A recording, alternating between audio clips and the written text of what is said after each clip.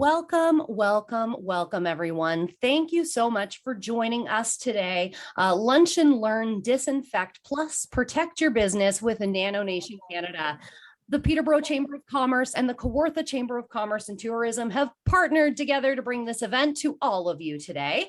We are recording this event, so if you know someone that should see this, if you want to pass it off to your staff to watch, you can watch for the playback. We'll have that out later today. We'll put it on all our social channels so you get access to it. Thank you so much, NanoNation, everyone here today. That being said, I'm going to turn it right over to my friend at the Kawartha Chamber of Commerce and Tourism, Nigel. Welcome, Nigel. Hey, thank you, Tiffany. It's obviously very exciting to be here, be part of this. So hopefully everyone finds it very informative and educational. With that, I'm just going to introduce who our panel is today. So we have Chelsey Reschke. She is a Science Innovation Specialist, CEO of Voran Group. I'll let her get into some more details shortly about herself. David Pavlich, National Sales and Marketing with Bacoban. And then NanoNation's Steve Daynes, who some may know from the area. He is a member at both our chambers as well. So we're excited to have this panel. They're a very esteemed group. So thank you guys for being here and doing this. And with that, I'll hand it over to you to take away the presentation. Really appreciate it. I feel like this is a really interesting story about collaboration all the way through. So we're really pleased to have a really strong partnership with Steve at NanoNation. As a manufacturer, everyone in business knows how important it is to have a really strong distribution channel. So just a quick anecdote about Steve and NanoNation. There is no distributor out there that works as hard as they do to spread the word about Canadian-made products and be a part of their community. So it's been a pleasure to work with Steve and get to know him. But we're here to talk about today not only our collaboration between Voran Group, which is the exclusive manufacturer of Bacoban in Canada. It's a disinfectant, but also NanoNation services and additional product offering that complements disinfectants that are used on hard surfaces. One really prominent thing that you'll notice right away in the top corner of our slides is the Made in Canada figure. We're really proud about this. It's actually an Ontario-made product. So we are working with some good folks in Lindsay, Ontario right now, part of the Made in Ontario platform, which we'll talk about a bit later. But we also have a presence in Alberta, which is where I'm from, although I'm talking to you today from Vancouver. And we also manufacture in the Okanagan. So we've got a great spread across the country. But clearly Ontario has been pretty hard hit during this time. And so today what I wanted to step through is a couple things. Supply chain and the importance of having Canadian made goods. We want to talk about the actual disinfecting world. What's changed? Where is it going? What is going to be the future of disinfecting in our lives and businesses? And then also some novel, newer technology that's come out that's really going to be a game changer for, our lives in the new world, whereby, there's a lot of technological advances. So first and foremost, about Bacoban, just at a ground level, you'll see 6 really prominent attributes of this product. We have a very significant aerospace history. So this product has been around for a decade. So it's new to Canada and holds approvals and authorizations for sale by Health Canada. However, it's been developed quite a number of years ago, almost going on 15 years now, and has a long list of premium aerospace and airline clients. So when we say extensively tested, we kind of like to say that it's the Olympics of testing in a sense, because that's timely right now with the sports going on. So, approvals from Boeing, Bombardier, Airbus, Embraer. And those tests are really focused on surface compatibility. And it's a pretty obvious example to highlight, but when you're in an airplane at 30,000 feet, anything that you put onto steel or rubber seals or acrylics and plastics in such a safety critical aircraft needs to be extensively tested to make sure it doesn't embrittle, corrode, damage, degrade. And that's for all of our health and safety. So thank goodness that they do that. Bacoban holds those approvals. So we do service top airlines throughout the world, and we're really proud of that.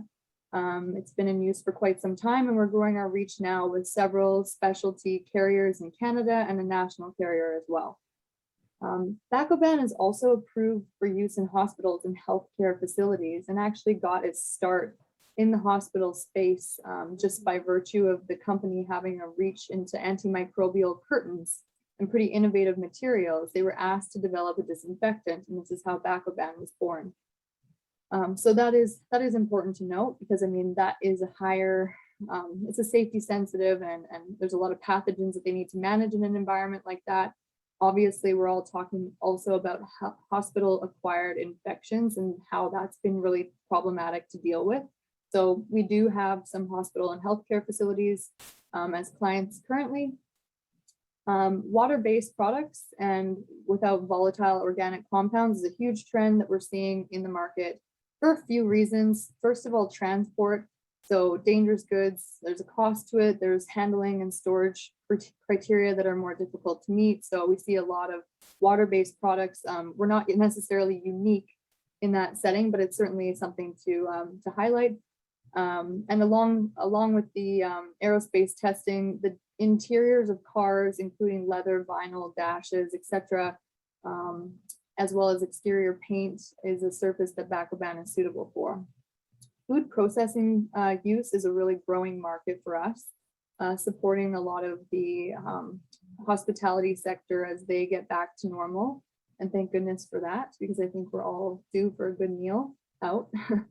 And then on the electronic side, under normal use, you know, this is really powerful on keyboards, cell phones, electronic tablets, and any kind of screens. So this is just some highlight reel items about the product and how it's got a foothold in the market currently. Now, you know, I don't want this to be a sales pitch, so I really want to go into some of the data and what we're seeing in the market as Canadians. So this is a pretty staggering number, and we're going to launch into supply chain security, how we can be a part of our 2.0 economy going forward and have greater stability of supply for all of our communities. Now, this slide is just a direct screenshot from StatsCan, where they're talking about the units used of disinfecting wipes and the predictive requirements for a 4-month reference period. So on a monthly basis, if you kind of look at this at a high level, there's 300 odd million disinfecting wipes, individual wipes, being used every month. Now, this is a stat for business consumption. This doesn't even include consumer goods. So why is that? Convenience is really prominent driver for disinfecting wipes having such a large swath of the market and a large demand for it.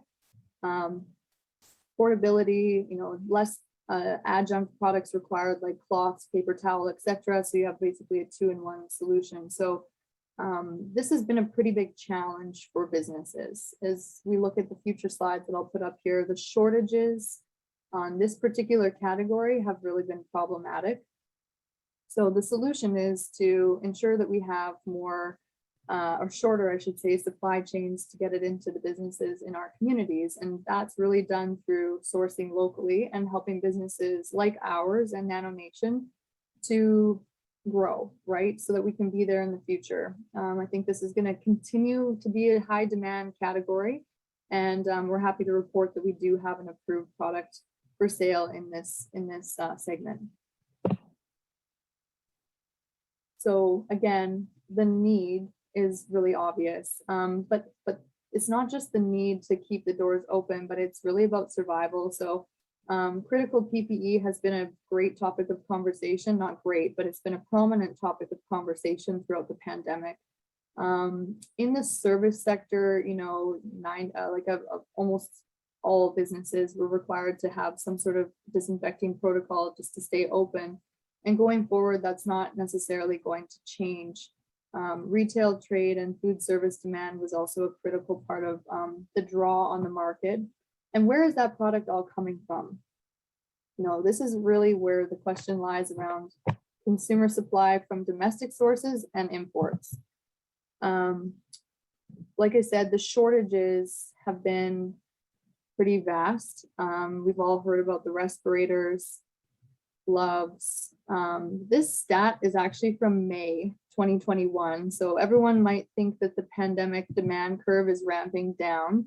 But in May 2021, this bar graph shows the concerns over shortages in the next 3 months, so June, July, August. So we're currently living this curve right now, and we still see disinfecting wipes and certain high need PPE items being perceived to have a large concern for a shortage in the next period of time, even though we see restrictions easing and vaccination rates climbing.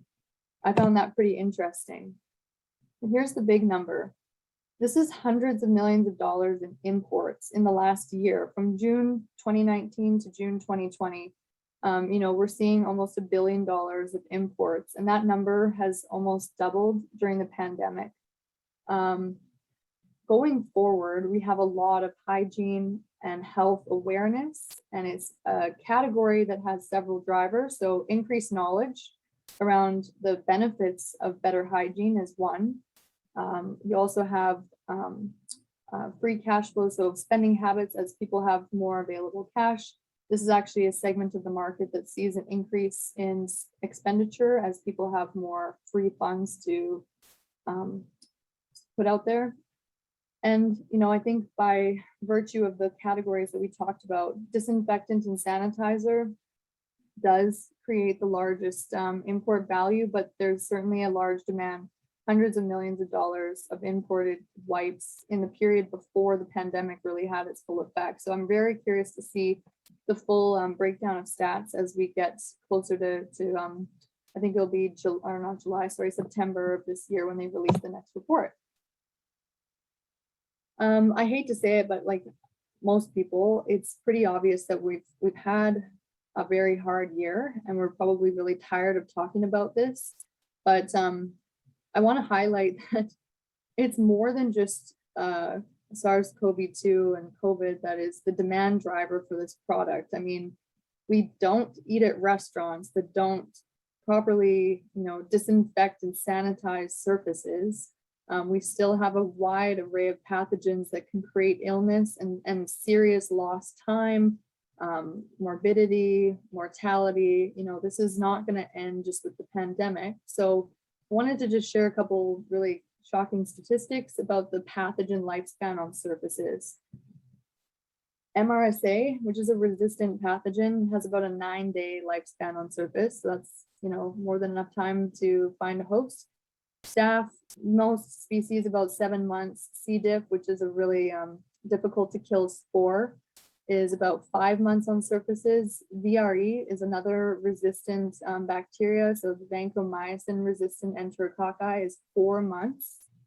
Norovirus, which we've all heard a lot about in the last few years, is 3 weeks. And the data on SARS-CoV-2 is varied based on whether it's a soft surface or a hard surface, but it can be days to weeks.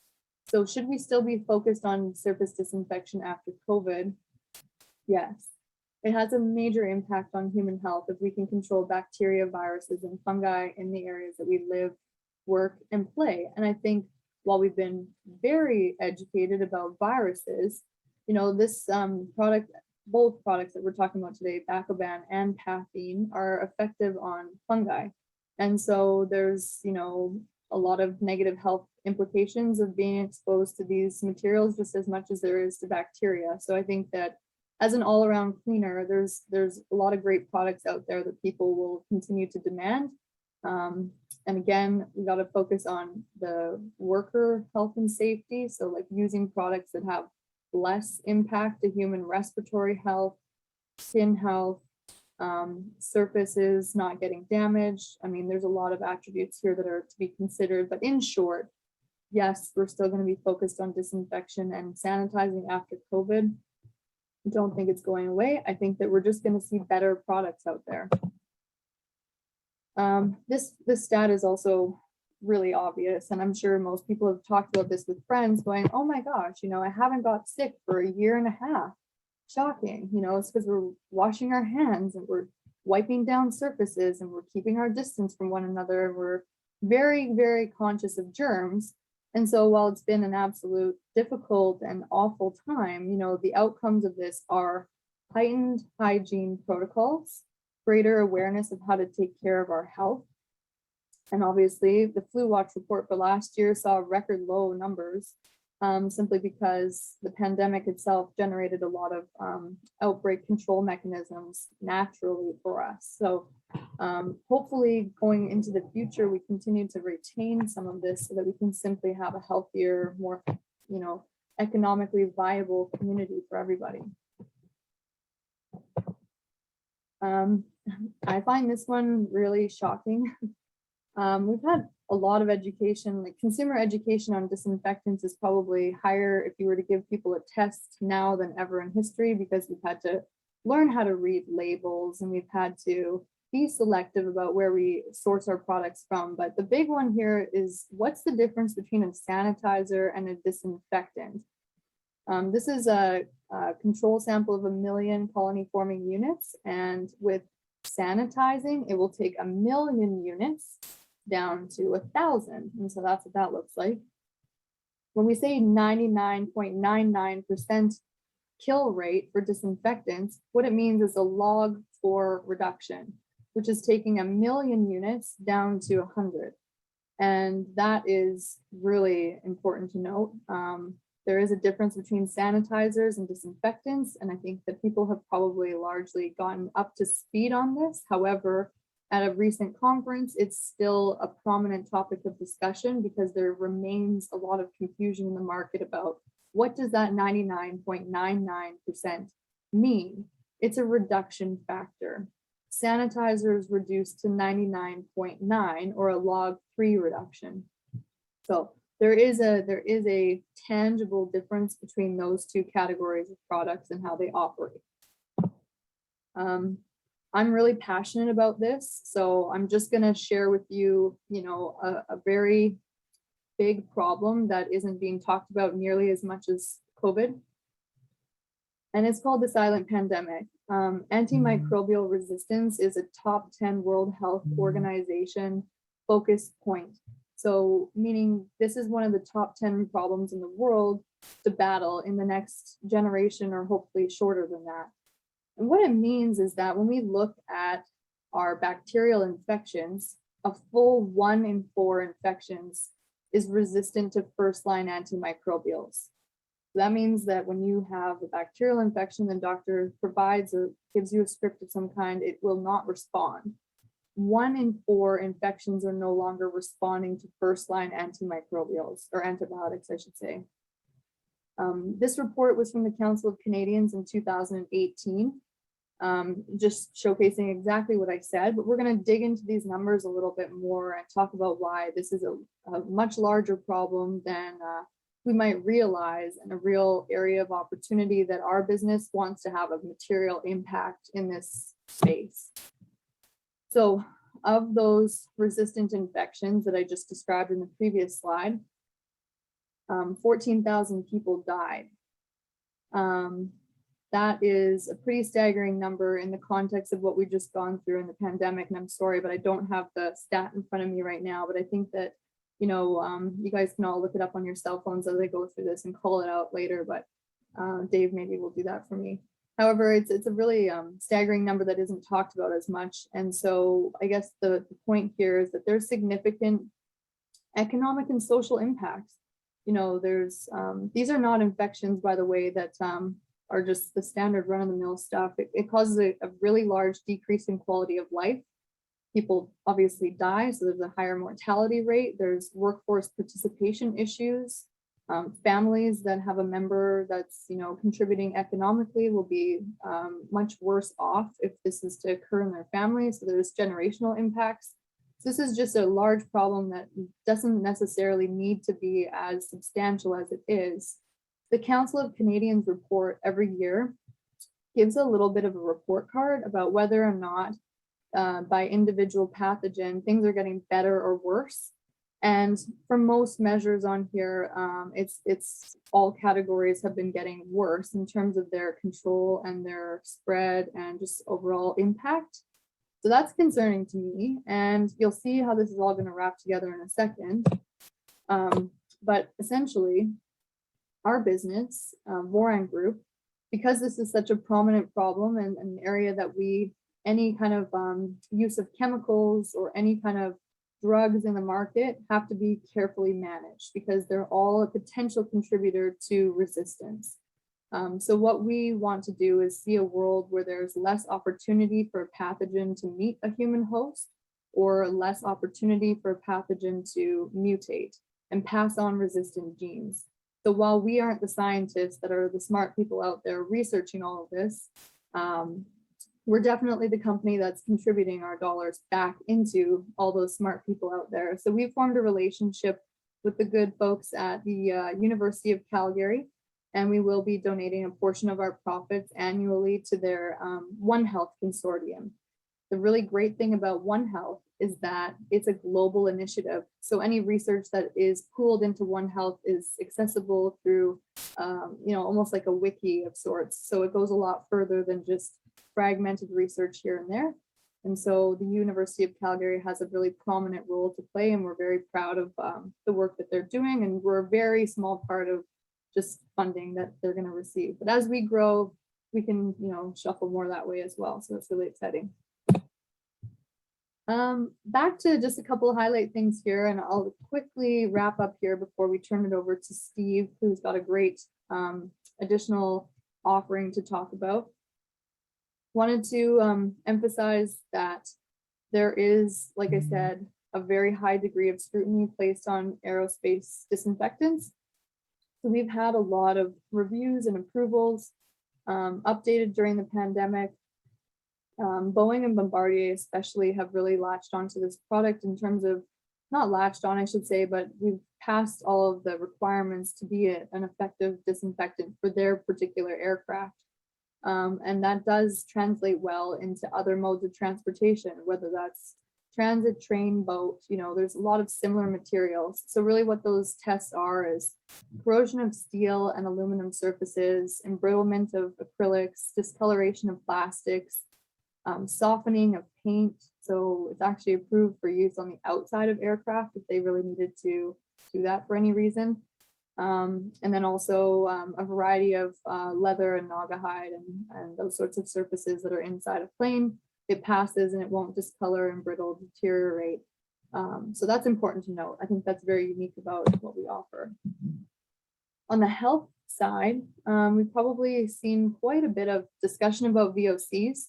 But maybe people are wondering, like, what is the real big impact? Well, anyone that has any kind of respiratory sensitivity will notice the effects pretty immediately. Shortness of breath, dizziness, fatigue. I do find it, just anecdotally, fairly interesting that, for a long time, we've had like scent-free offices with really strict, protocols in place because people are very sensitive to scents and VOCs, and now we've got a lot of chemicals that are floating around the office spaces that we work in. So I think that it's worthwhile to note that we need to focus on all aspects of our disinfectant use, whether that's content, active ingredients, the outcomes such as the noxious fumes. That's really important, I think. We have been really fortunate as a company in the last year to work with some of the top institutions in the world to advance our understanding of the disinfectants, effect on skin, how it operates within an in situ facility, like such as really prominent sporting facilities, like doing live studies. And just very recently, we finished a safety evaluation with Dr. Jaggi Rao, who's a board certified dermatologist. The conclusions that he drew were from a third-party desktop review at an arm's length. So we provided him our reporting and data, and he also did a research on the actual active ingredients and the formulation that we have. And it was concluded that it's non-irritating and does not cause acute dermatitis on human tissue contact. Those tests were actually pretty long duration. So there was a 40-minute patch test on a sample of people from age 25 to 72, I think 72 years old. And so that's a really great track record there. And obviously, as we use a ton of disinfectant wipes and products, yes, there is an opportunity to glove up, but in real life, most people are not doing that, unfortunately. So these studies are important because it really translates into like how are the regular users interacting with the product. So that's worth noting.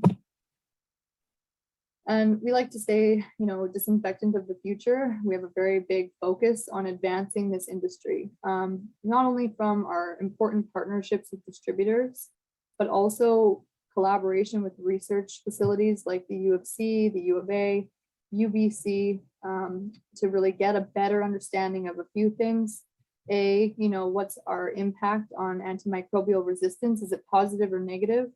And obviously, we're going to be seeing a lot of visualization studies as well as in situ studies come out of that. But also, I wanted to note for anyone on this call who might be able to have an impact here, this is a really important thing. Our access to GLP labs so that we can advance drug-related products or clinical trial applications is a very big problem. It has taken an immense amount of time to access these facilities that are required to get further updates and approvals from Health Canada. So I'm pretty passionate about needing to see this gap stopped and resolved, because we have had to wait a pretty substantial amount of time and take our very large research project to a different country just to advance our position in the market. And I think that there's an opportunity here for Canadians to have greater number of GLP certified labs. And the difference here is that university labs actually can't stamp these kinds of applications for a drug identification number or a clinical trial application. It has to be a GLP certified lab. And we have a huge shortage of that right now. So reach out to me if you have any ideas on that. I would love to chat. But I think also our future look ahead is that we have a very big focus on Ontario. We've got a great partner in NanoNation. We have, significant manufacturing capabilities and reach. And so we are working really hard right now to get the word out there and ensure that more Canadians have access to a high quality disinfectant like Bacoban. On that note, we had a catch up with Dennis Darby, who's the president and CEO of the Canadian Manufacturers and Exporters. Great quote there about the importance of the Ontario made logo. And if you haven't had a chance yet, I would really encourage everyone to check out supportonteriomade.ca. So far, in a pretty short amount of time, I think it's couldn't be more than 6 months, maybe, Dave. 10,000 products have been added, 2,300 manufacturers represented. So I think the takeaway for me was just simply going onto that website and realizing how many things are made in Ontario that, businesses source on an everyday basis. So it's in an exercise just in a little bit of knowledge, but you might find a more reliable, closer to home supplier in the process. So Bacoban is approved on that website as an Ontario made product, and we're really happy to be part of that program. Okay, so we are going to just pivot here a little bit to talk about a two-step process that Steve's company offers. So first of all, Bacoban is a product carried by NanoNation. They are a distributor for Bacoban. Steve also represents a product called Pathene, which is a long-acting coating that is used to protect surfaces for a longer duration of time. And so how we came to be partners in this whole thing is that Steve wanted to know, could we clean with Bacoban and then use the Pathene? And so, yes, that is the answer. And this is the offering that Steve has as both a supply and a service company. So I'd love Steve to tell a little bit more about his story here, because I think it's a good one. And then we will walk through a couple slides just on the attributes of Pathene, which is, like I said, a two-step offering to clean with Bacoban and then long-term protection with Pathene. Steve, are you there? Yep. Thanks, Okay. Chelsey. I just wanted to thank everyone for joining in. And Chelsey, it's great to have you part of this and your support throughout. So thank you. So NanoNation has been is an Indigenous-owned company, which I think is important to note. And we started in the beginning of January of 2020, so just before COVID, and part of our focus was on hotels, so that we could go in and apply our product to the curtains, the carpet, and key one for me was the carpet and the mattress. Because once we were able to disinfect, then we were able to apply our product, Pathine, which lasts up to 90 days on the surface, which does not allow pathogens to mutate. And so I've learned an awful lot of science in the last couple of years. But then COVID came along, and I realized everyone's focused on COVID. Obviously, what's going on is very unfortunate and heightened. But I was just speaking with our medical doctor advisor, and he's even noted that COVID continues to mutate, and this is not going away anytime soon. And Chelsey, as you highlighted, this doesn't stop us from the need to continue our practices of hygiene. And so Pathine is a way to not only have the disinfecting done, but it allows for a nano coating over a surface so that as a molecule lands on it, it actually shreds it and electrocutes it and kills on contact. And so, Chelsey, if you're able to actually maybe share the video, Yeah, that would be great. no I'm going to play problem. a real quick video here. Okay, hopefully the audio, everyone can hear. Give me a thumbs Is up. a unique antimicrobial that provides a barrier of protection that's highly effective and has a safety profile that's unequaled. Here's how it works. The shield forms its protection through 3 functional elements. First, the base layer is a covalent bond that permanently affixes to the surface, enhancing it for the life of the item it's applied to. Second, by cross-linking to the base layer. And lastly, by creating a durable 18-link carbon chain with a positively charged nitrogen atom at its base. This newly formed surface sets up a cationic, or positively charged surface, that creates 2 lasting benefits. The first is a clean base layer that makes removal of dirt, grime, and other organisms as easy as wiping with water. And second, the matrix of swords that provide the tool for solid microbe control. This mode of action against mold, mildew, algae, fungus, and other odor-causing bacteria works without harmful chemicals, biocides, or poisons. The positive nitrogen atom magnetically draws microbes to the surface with an attraction strong enough to destroy a microbe by first piercing and then electrocuting the offender. The rapid destruction of odor-causing germs provides for odor control that is not available through traditional chemicals. Traditional antimicrobials work by leaching or off-gassing to deliver a poison for microbial control. These older technologies are narrow in their scope of effectiveness, with some only working on fungus and others on a limited range of bacteria. Some common chemistries even allow for organisms to adapt, thus creating superbugs in our environment. This begs the question of what value using heavy metals, toxins, and pesticides bring when they can allow for unwanted elements to be reintroduced into the environment.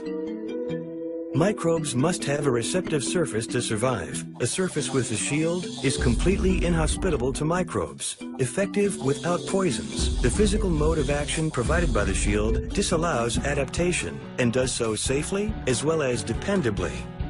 The safety science behind this technology has been documented for decades, as its functional elements are effectively sand or silica, wood or carbon, and nitrogen. Finally, a safe and wise choice for microbe control that is as easy to maintain as wiping with water and works for you 24/7. Anywhere clean is important. In your home, in places you visit, in places you work, in places you learn, in places you want to feel well. Perfect. Thank you. Is a unique antimicrobial. Sorry about that. So, I mean, the video's explained an awful lot there very quickly, but I wanted to also highlight that many of you will know me from the Peterborough community. And, it's important that for me that we're giving back to our community. And I think that this is another way of bringing a product locally that can help protect our staff. Even the doctor even mentioned the other day that it's protecting our pets from different pathogens and whatnot. So it's a very useful product. I think that it's also important that, I highlight that there's employment that has happened because of bringing this product to Peterborough. Because it is, not only have I engaged some sales staff, I've also engaged a media person. We've been out in the media world, so we've had purchased advertising. So there's a lot of touch points that we have been able to achieve. And I think that that's important, that, we not lose sight of the fact that at the end of the day, people are involved and people are impacted by the products that we're bringing. And hopefully it's saving people from getting any sort of virus. Steve, if But I could just add to that, like I will Yeah. say, the direct and indirect impact of the Chamber of Commerce is really something worth highlighting, like you mentioned. So obviously the direct impact being the business of NanoNation, but you have a very large team behind you that I am really impressed with every time I get a chance to engage with them. PR, GR, your chief medical officer, advertising, media, videography. So, I mean, this is the whole point of chamber events, is like provide opportunities to get that linkage and an understanding of what's available. And then B, recognize that it's not just a direct impact to a single business, like it's just a very, very tight-knit community. So I did want to thank the chamber again for that, but also to vouch for the fact that Steve is not, he's walking the talk for sure. Thank you. Yeah. And so, Chelsey, I'd like to probably just circle back around to you to really allow people the opportunity to know how the two products can work together and save time, but also give people a chance to get back to some pre-COVID type cleaning, as opposed to, right now I watch for instance, I was in the bank the other day, and as soon as the person left, someone's in behind them spraying the counter down. And, this product does allow for that to not happen and get back to some normalcy of what we once knew. So you could Yeah, and I mean, the normalcy aspect that you're talking about there, Steve, I think is that there remains a need for, products that are convenient in their format. So look, in no way, shape, or form is Steve saying cut some chicken on a cutting board and then leave the chicken juice on the board. Like this is, there's still going to be a need for products that clean visible dirt, right? So these long-acting coatings are a risk mitigation offering, right? So we're reducing the risk by, using pathing, for example, that there's an opportunity for high-touch surfaces to be negatively impacted.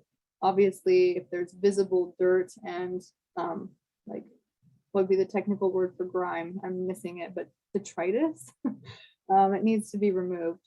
So yes, there's going to be a need for both. So how do they work together? Well, obviously with the convenient formats of Bacoban wipes, Bacoban sprays, it offers an opportunity for people to clean bathrooms, kitchens, high-touch surfaces, doors, screens, handles, all that stuff, right? When you need to do a deep clean.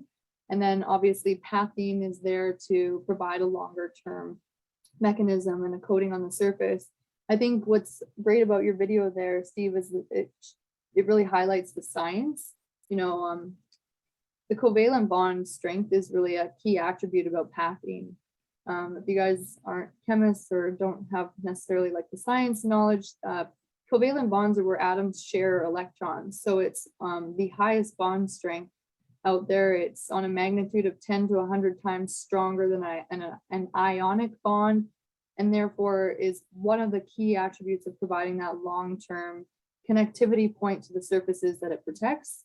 Again, the nano spikes that Steve talked about is a silane, so it's got very similar attributes to glass. So it's a inert substance that is approved for sale from the PMRA. So Steve's Pathine is a product that's been in market for quite some time now, I believe, Steve, right? What's the years? Are you on mute? Yes. Yeah, no, it's been in the marketplace for about 15 years now. This slide probably does a better job. That's a long time. This slide does a better job maybe of summing it up, but you know, there's the polymerization with the surface is through the covalent bond and then cross-linking. So it forms a barrier that physically punctures. Steve, I did want to highlight to the folks on this call that are looking for something that is effective on, you guys have a C. diff claim, correct? Yes. Yeah, so C. diff, Clostridium difficile, right, is one of the most difficult spores for hospitals to take care of. And so Pathine does have a kill claim on C. diff. So that's kind of like if you look at a gradation of tough to kill, C. diff is up there. I just want to highlight that. But I did want to leave some time for questions because we're running into about the last 15 minutes here, and also give the chamber a chance to say some last words. But Steve, through your services, you have kind of the best of both worlds. You have a patented spraying technology that creates a vapor and allows the product to penetrate deeply. And you do offer an electrostatic spraying service, correct? Yes. Yeah. Okay, great. And I do know from a regulations perspective that Ontario has been fairly leading edge in terms of the provincial approaches to electrostatic spraying. So if you want any information on that, just reach out to Steve.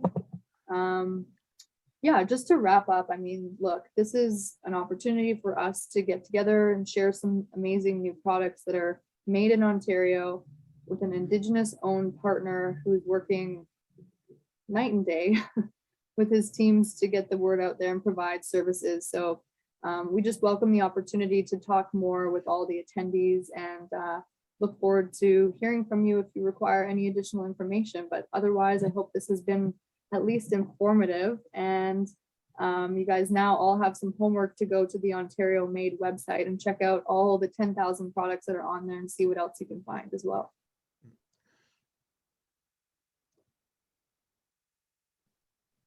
So are we going to do some questions, Tiffany? Excellent. Yes, I was just getting unmuted. I get really excited about the Ontario Made. It's a big deal, and it's really exciting, and super grateful to all of you. But we did have a few questions come in. I got a couple of them, I think, came to me privately. I'm not too sure, but I've got a few for you here. One of the first questions we got was, do staff require specialty training to use the product? I'll just answer Bacoban, then you can talk about Pathine. For Bacoban, no specialty training required. There's instructions for use on the label. Just follow the instructions on the label as you would with any other disinfecting product. And for Pathine, I mean, we do recommend that we come in and at least apply the first application and train some staff members just to apply the product properly. But it's not like we're dressing up in hazmat suits or any type of training like that.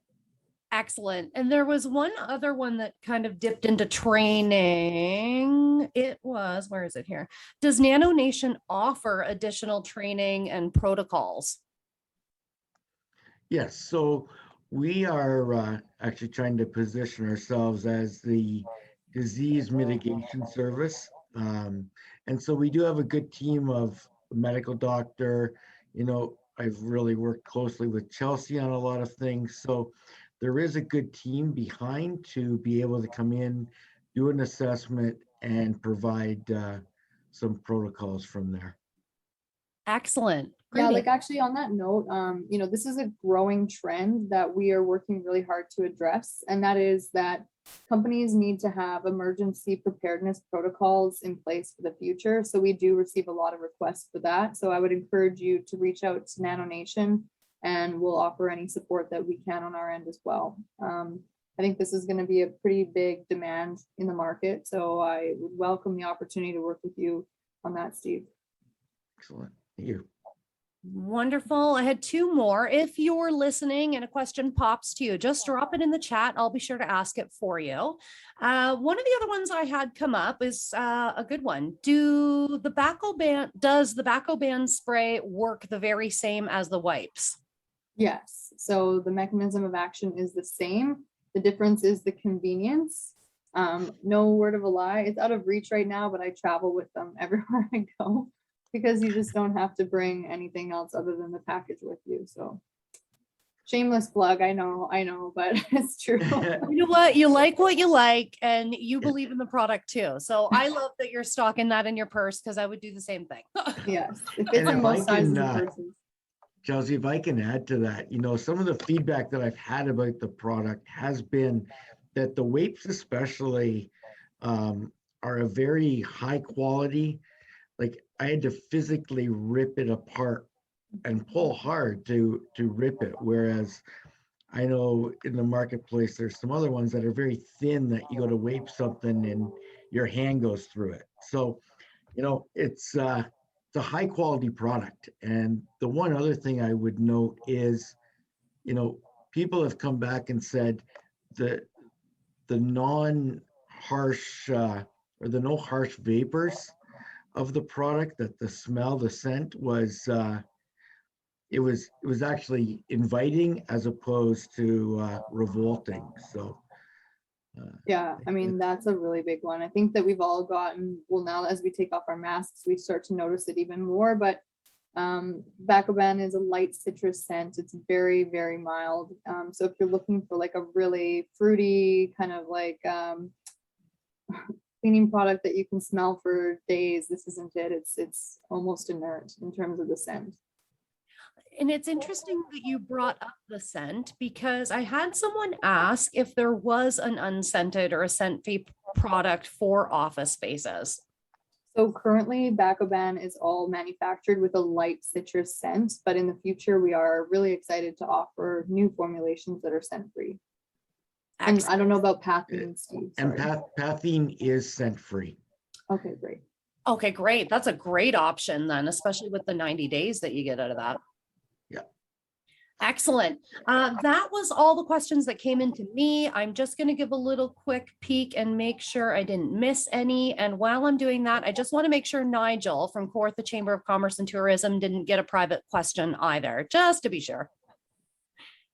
No, I didn't get one privately. We're good? Excellent. I'm good. Awesome. Awesome. I am so grateful. I'm grateful for your expertise, your brilliance. I think, was there something special at the end of this that maybe we were going to offer attendees? Yes, so any chamber members can have a 10% discount off of any of the products or the services. Amazing.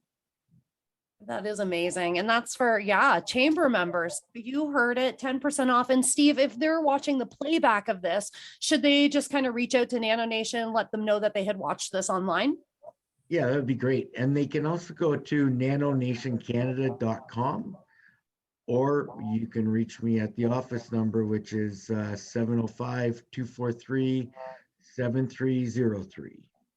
Excellent. Thank you. Thank you so much for joining us on the call today, Steve, David, Chelsey. It was great to have you. Really, really interesting to kind of see the science behind it all, and yeah, have that perspective. So check out NanoNation Canada. Follow them. They're on Instagram, Facebook, LinkedIn, you name it. They're on there. If you get off this and you want to reach out to them, I can connect you as well. So lots of avenues to get connected to the NanoNation team. And again, thank you so much, Chelsey, David, Steve. We really, really appreciate you. Thank you everyone for joining us today. Take advantage of your 10% off NanoNation, especially with businesses reopening. It's locally made. That's always a big driving force for me. That being said, just going to give you a few chamber announcements before we let you go today. Just going to do this. Perfect. So a couple chamber announcements before we go today. Next week, Chamber AM, Tuesday, August the 10th, 8 a.m. We've got Emily Martin from Showplace Performance Center talking a whole lot of things going on at Showplace. They've got new chairs, all that good stuff, but she's going to really do a deep dive on the performing arts, what we can expect, what they've been through, what we've seen. So if you love the performing arts and supporting Showplace, check it out. Chamber AM, 8 a.m. Tuesday. Speaker series is coming Wednesday, August the 18th, 12 o'clock. We're actually busting myths about Bitcoin and blockchain. You all have received at least one message about Bitcoin and blockchain on LinkedIn, I'm sure. So check it out. We're busting the myths. With InnoFin, 12 o'clock, August the 18th. LeaderCast kicks off again this year. Watch for leadership training. It is really cool. It's kind of like a book club, but we release these videos of motivational speakers, and then we get together a few days later and have a discussion around it with a bit of local focus. So LeaderCast kicks off at the end of August. Watch for that. Your COVID-19 resource portal, as the information comes down from your different levels of government, your Peterborough Chamber of Commerce and Kawartha Chamber of Commerce are breaking down that information for our chamber member businesses. Visit our websites. If you need the information, reach out to Nigel or myself. We are here for you. And watch the Kawartha Chamber next month, because their gala awards finalists are coming out. Congratulations, Kawartha Chamber. I can't wait to see your list of finalists, cheer you on. Thank you. Thank you, everyone. We appreciate all of you. I hope you have a great day. Get some coffee and reach out to your chambers if you need us. I don't need any more coffee, though.